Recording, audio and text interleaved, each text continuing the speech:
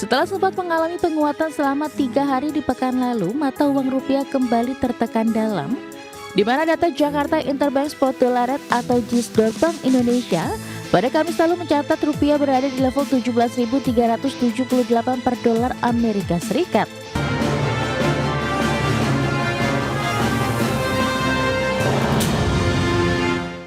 Ya, pemirsa, mata uang Garuda kembali mengalami tekanan hingga berada di level Rp17.378 per dolar Amerika Serikat. Sejumlah faktor dinilai menjadi pemicu depresiasi rupiah, mulai dari konflik geopolitik hingga langkah The Fed yang mempertahankan suku bunga acuan. Setelah sempat mengalami penguatan selama 3 hari di pekan lalu, mata uang rupiah kembali tertekan dalam, di mana data Jakarta Interbank Spot Dollar Rate atau JIS Bank Indonesia pada Kamis lalu mencatat rupiah berada di level 17.378 per dolar Amerika Serikat. Level mata uang Garuda ini pun menjadi yang terlemah di sepanjang masa. Sejumlah faktor dinilai menjadi pemicu depresiasi nilai tukar rupiah, diantaranya perang berkepanjangan di Timur Tengah, blokade Selat Hormuz yang mendorong lonjakan harga minyak mentah dunia, dan keputusan Bank Sentral Amerika Serikat yang menahan suku bunga acuan di level 3,5 hingga 3,75%. Di sisi lain, berdasarkan data Bank Indonesia, jumlah cadangan devisa Indonesia kembali mengalami penurunan di bulan Maret 2026 menjadi 148,2 miliar dolar Amerika dari sebelumnya 151,9 miliar dolar Amerika Serikat. Adapun jumlah cadangan devisa tercatat turun selama 4 bulan, yaitu sejak Desember 2025 hingga Maret 2026. Sementara itu, Bank Indonesia saat ini juga terus berupaya menjaga stabilitas nilai tukar rupiah, penerapan bauran kebijakan moneter terintegrasi atau Integrated Monetary Policy Mix. Kebijakan tersebut diantaranya menjaga nilai tukar rupiah dan inflasi, serta pengelolaan likuiditas di dalam sistem keuangan nasional. Berbagai sumber, IDX Channel. Ya, pemirsa, untuk membahas tema kita kali ini, menakar dampak pelemahan rupiah di sepanjang sejarah, kita sudah tersambung melalui Zoom bersama dengan Bapak Dias Lukman, Ketua Umum Gabungan Perusahaan Makanan dan Minuman Indonesia GAPMI, kemudian juga sudah bergabung Profesor Telisa Aulia Valianti, Ekonom Fakultas Ekonomi dan Bisnis Universitas Indonesia. Langsung saja kita sapa ini. Halo Pak Adi, apa kabar? Kabar baik, Mas Pras. Baik, terima Prof. Telisa, kasih. apa kabar? Terima kasih juga atas waktu yang disempatkan. Apa kabar, Prof. Telisa? Iya, terima kasih. Baik, Mas Pras, Pak Adi, sehat selalu untuk kita semua. Baik, terima kasih atas waktu yang disempatkan. Tadi sudah disampaikan begitu tekanan rupiah dalam pekan kemarin ini cukup kuat sekali, sudah tembus di 17.378 dan ini disampaikan memang ya mengalami tekanan yang cukup dalam, bahkan terlemah di sepanjang masa Indonesia. Begitu, Anda melihat bagaimana kalau kita tarik dalam krisis moneter tahun 97-98, apakah pemerintah saat ini sebenarnya sudah siap menghadapi tekanan rupiah atau Anda melihat memang pelemahan ini lebih karena faktor global ini, Prof. Telisa? Iya, jadi artinya kita selalu melihat perbandingan dengan 9798 ya ketika kita berbicara mengenai rupiah. Nah, namun kita perlu memperhatikan bahwa ada perbedaan. Bahwa waktu itu kan dari 2.500, kemudian ke 5.000, ke 16.800. Nah, kalau sekarang kan sebetulnya dari posisi kita sebelum terjadi krisis Hormuz ini ya, itu kan dari posisi 16 ribuan terus ke 17.000 lebih. Jadi memang depresiasinya kan waktu itu rupiah itu sekitar 80%. Kalau yang terjadi di krisis 97-98. Kalau sekarang secara year to date datanya itu ada di kisaran 5-6% ya year to date, atau secara dalam 12 bulan terakhir ini ada yang bilang 4,9, ada yang bilang 5,2 ya. Kisaran tergantung metode perhitungan dan metode yang digunakan. Nah, jadi rata-rata terdepresiasinya tuh masih di bawah 10%. Dalam 5 tahun kita terdepresiasi 20%. Nah, sedangkan waktu itu dalam sekian bulan kita sudah terdepresiasi 80%. Jadi magnitude depresiasinya berbeda. Jadi yang kita lihat bukan nilai levelnya, tetapi magnitude depresiasinya. Jadi berapa besar sih perubahannya. Nah, perubahan yang sekarang itu ternyata belum sebesar yang dulu gitu. Nah, tetapi dulu itu tidak bersamaan dengan naiknya harga minyak ya. Tidak ada supply chain disruption. Jadi agak beda nih dua sumber penyebabnya gitu. Jadi kalau dulu kan hanya terregionalisasi di Asia ya, waktu itu kan baht dan seterusnya. Nah, kalau sekarang tuh lebih luas, lebih global. Nah, jadi sekarang gini, Jadi selain dari magnitude itu kemudian kesiapan. Nah tadi kalau dikatakan sebenarnya kita harusnya lebih siap karena sudah pernah belajar dari berbagai periode krisis. Nah dulu tidak ada hedging atau belum ini sekarang intensif sekarang hedgingnya, sekarang hedging sudah ada. Perusahaan-perusahaan kan oleh PBI peraturan Bank Indonesia harus punya hedging. Ya. Nah terus kemudian dan itu sudah dilakukan katanya cukup baik dari sisi kepatuhannya menurut laporan Bank Indonesia. Terus kita sudah punya undang-undang jaring pengaman sistem keuangan, dulu belum ada. Prudensial kita terhadap sektor keuangan sudah baik, stabilitas sistem keuangan lebih diperhatikan. Kita sudah ada undang-undang P2SK, undang-undang jaring pengaman sistem keuangan. Kita sudah punya mekanisme dan protokol krisis seperti itu. Jadi seharusnya kita lebih aware gitu. Jadi harusnya sih lebih siap, tetapi waktu itu kan hanya nilai tukar saja, lebih kecenderungan ke dan banking dan utang ya. Kalau sekarang kan lebih kompleks karena ada minyak. Nah, jadi ada perbedaannya lah gitu. Tapi artinya bahwa seharusnya sih sekarang lebih siap, tapi bukan berarti lebih siap terus kita jadi nggak waspada atau tidak terlalu memprioritaskan. Tetap harus diprioritaskan karena kalau ini terus-menerus tergerus dengan tadi kondisi cadangan devisa kita juga menurun terus ya, bukan tidak mungkin ada hal-hal yang akan mengganggu stabilitas sektor keuangan dan kesehatan ekonomi kita. Jadi harus segera dilakukan langkah, bukan berarti ini karena kita santai-santai karena nggak seperti krisis 97-98 kita agak santai, enggak. Tapi tetap ini kita harus mengembalikan supaya dampak ke ekonominya bisa kita minimalisir, dampak ke inflasi, ke daya beli, industri manufaktur dan lain sebagainya tetap perlu kita jaga. Baik, itu dia beberapa review yang menarik untuk dicermati dari sisi pelaku usaha. Gapmi sendiri melihat sejauh mana pelemahan rupiah dalam mempengaruhi juga biaya produksi, khususnya bahan baku juga yang mungkin masih ada yang didatangkan dari luar negeri nih Pak Hadi. Oke, baik. Saya sepakat dengan Prof. Talisa bahwa kali ini ada multidimensi. Tidak hanya masalah nilai tukar, tapi berbagai dimensi termasuk yang menjadi masalah ketersediaan dari berbagai bahan baku dan bahan kemasan yang saat ini menjadi masalah. Nah, inilah yang harus kita waspadai. Sekarang pelemahan rupiah secara perlahan terus melemah. Ini juga perlu diwaspadai sampai kapan kita tidak ada kepastian. Ini yang kita sangat mengkhawatirkan.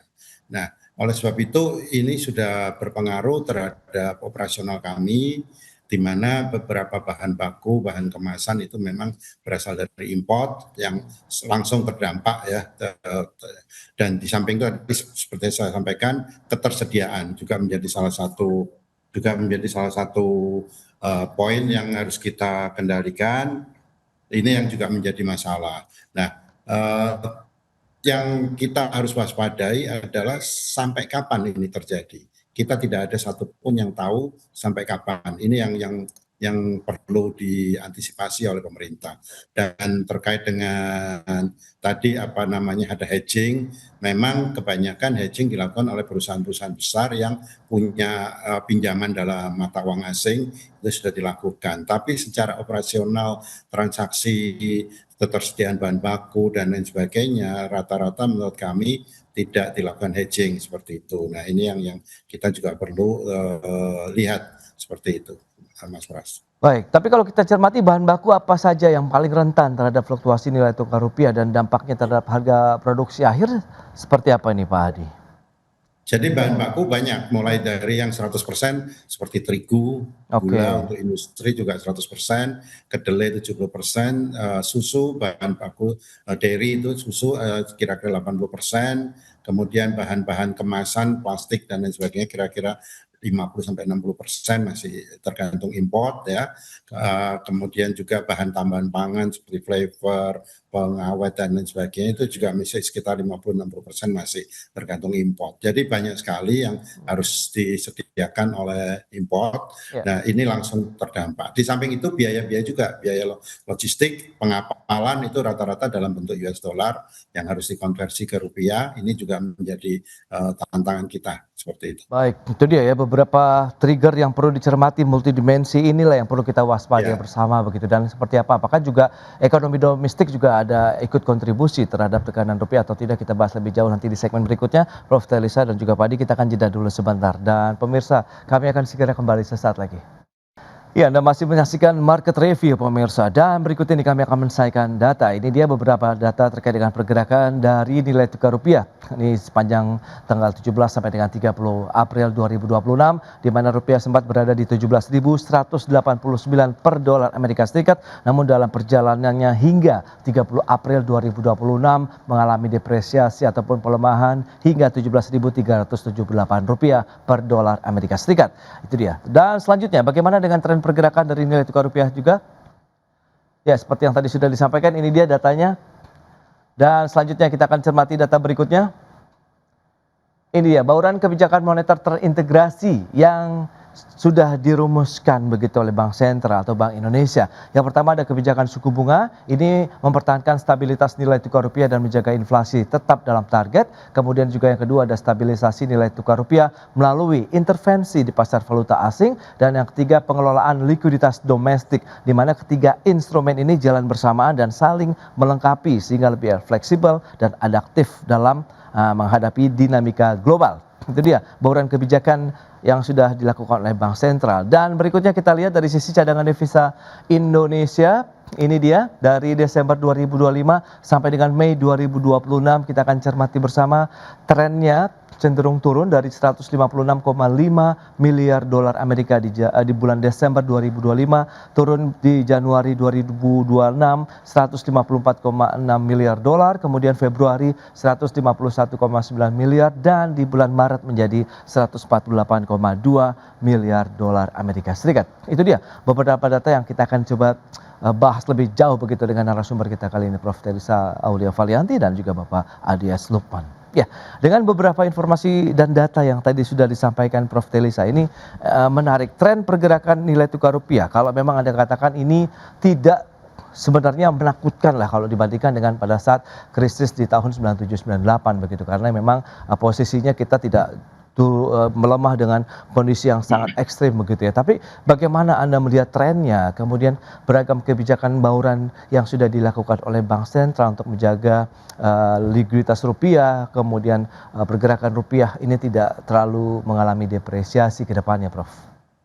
Ya, jadi tadi menyambung apa yang disampaikan oleh Pak Lukman ya, bahwa sampai kapan endurance. Jadi sekarang gini, bedanya lagi nih 97-98 tuh shocknya langsung. Itu namanya exchange rate overshooting dalam teori ya.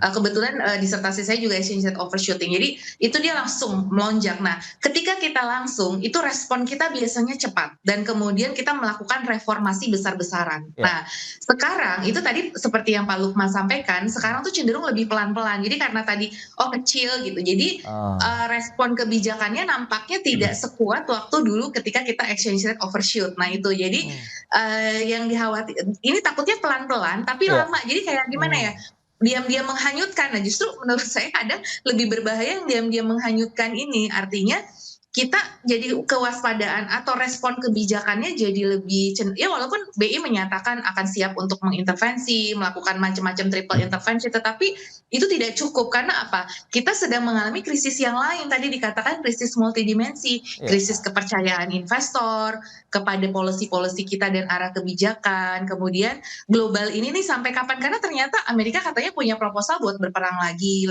cooling down nih, katanya ada niat untuk berperang lagi dan seterusnya, meskipun Trump katanya memang sudah banyak tekanan dari domestik. Nah, tetapi kemudian dia akan menyerang Kuba dan lain sebagainya. Jadi ini kan sampai kapan nih? Dan kita butuh endurance. Nah, endurance kita seberapa tahan dengan devisa kita yang tadi trennya mengalami penurunan seperti itu. Nah, karena dengan intervensi pasar falas yang dilakukan oleh Bank Sentral, khawatirnya devisa semakin tergerus untuk intervensi. Nah, makanya kita harus segera menyelamatkan devisa kita. Apa langkah-langkahnya?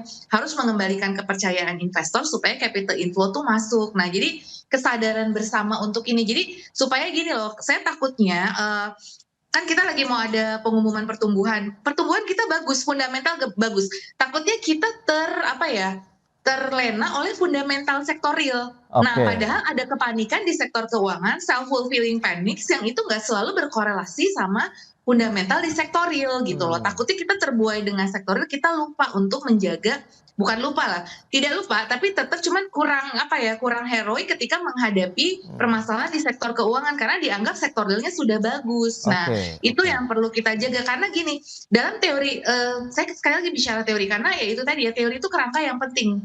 Menurut teori first generation, second generation, third generation of crisis, itu dikatakan bahwa krisis bisa terjadi meskipun fundamental bagus ketika kepercayaan itu tereduksi secara terus-menerus. Nah, ketika itu terjadi self-fulfilling panic, market kan saham juga udah turun nih. Nah, itu yang kita waspadai. Nah, makanya kita harus segera mengembalikan kepercayaan dari investor tadi dengan membuat roadmap kebijakan yang di moneter dan makronya itu, dan juga dengan sektorial bahwa kita itu governance dari kebijakan kita itu diperbaiki, independensi bank sentral, independensi OJK, terus kemudian juga tadi bagaimana kita mengatasi krisis energi ini. Ya, kita sudah bagus sih kalau energi, kita sudah bagus ya langkahnya. Nah, tapi artinya bahwa langkah-langkah itu perlu terus kita sosialisasikan lah bagaimana Indonesia survive di tengah berbagai tekanan, karena itu yang mempengaruhi juga supaya devisa juga bagus dan kemudian menjaga agar bahan baku kita segera tersedia tadi untuk para pengusaha dan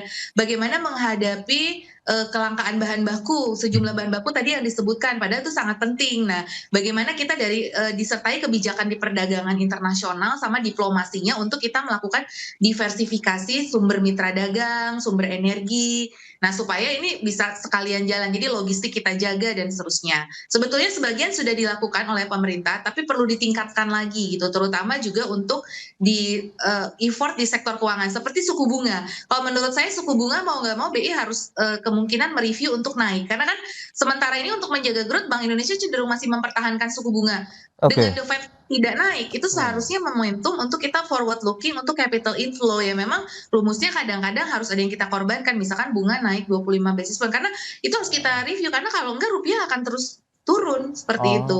Oke. Nah, itu dia dari sisi pelaku usaha lagi-lagi Pak Adi, karena tadi Anda sampaikan ada beberapa bahan baku yang memang harus didatangkan dari luar negeri. Nah, inginnya seperti apa dengan pelemahan rupiah? Apakah memang ini sudah dilakukan begitu fast response yang sudah dilakukan oleh pemerintah, Bank Sentral? Mengingat tadi kan ada beberapa bauran kebijakan moneter terintegrasi yang sudah disiapkan oleh Bank Indonesia begitu, Pak Adi.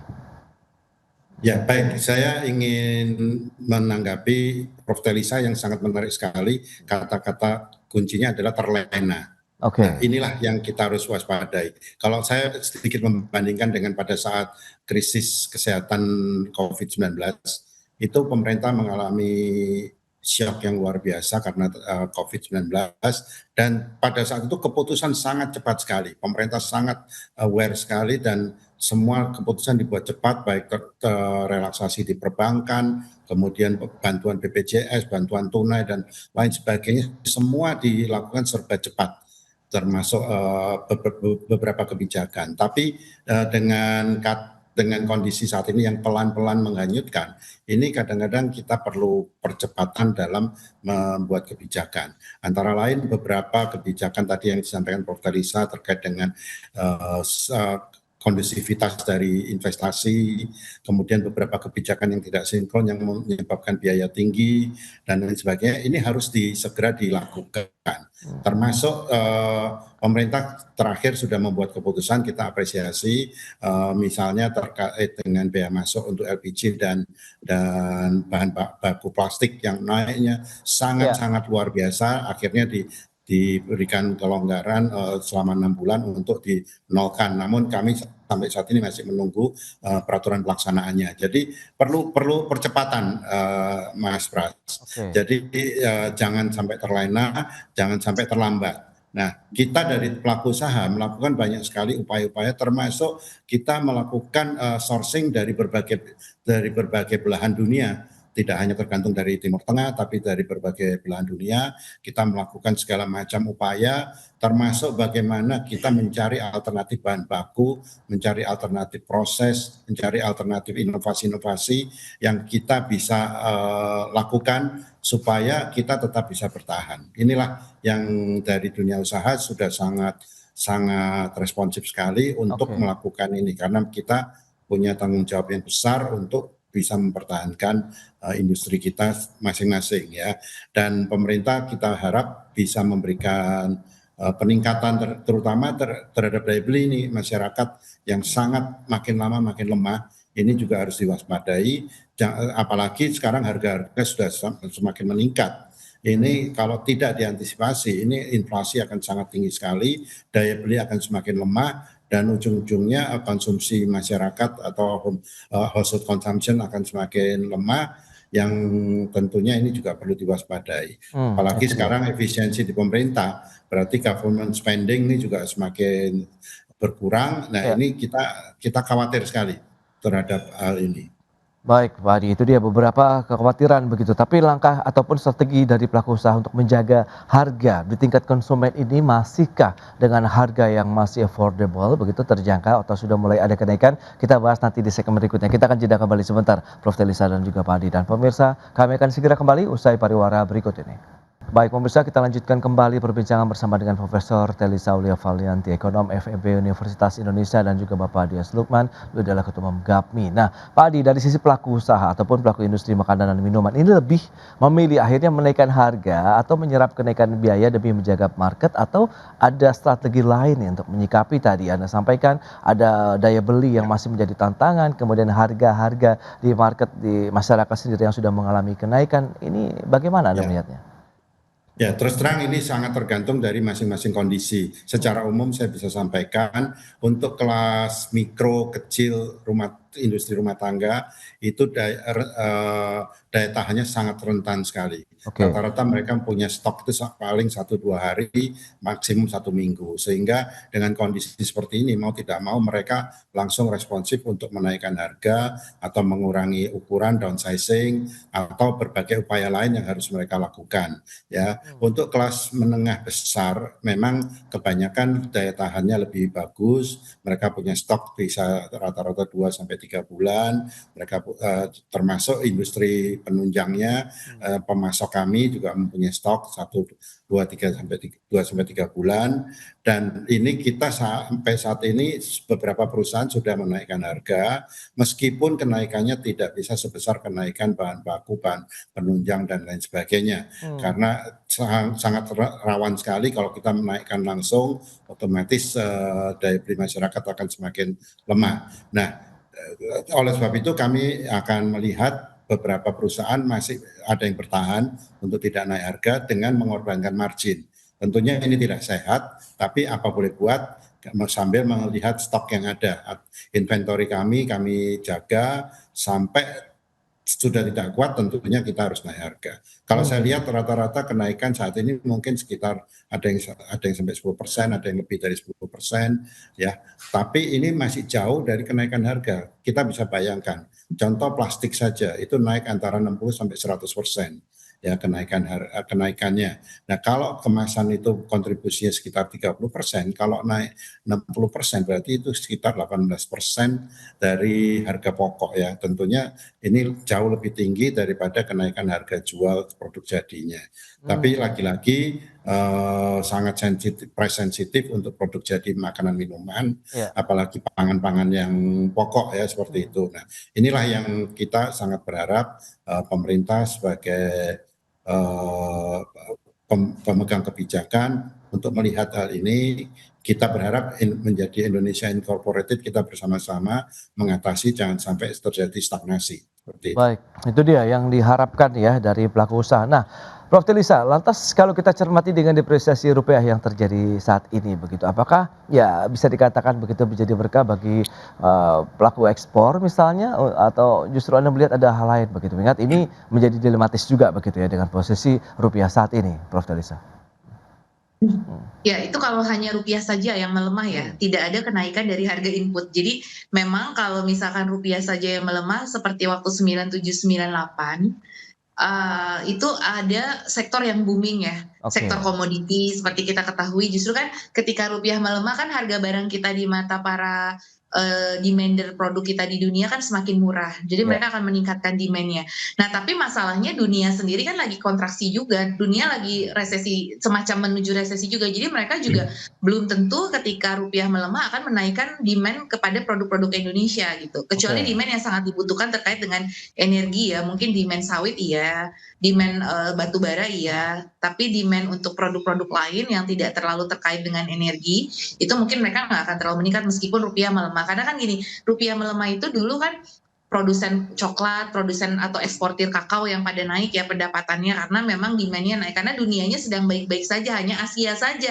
Lah sekarang masalahnya kan globalnya demand-nya juga sedang melemah. Jadi belum tentu pelemahan rupiah ini akan berdampak positif, hanya positif saja.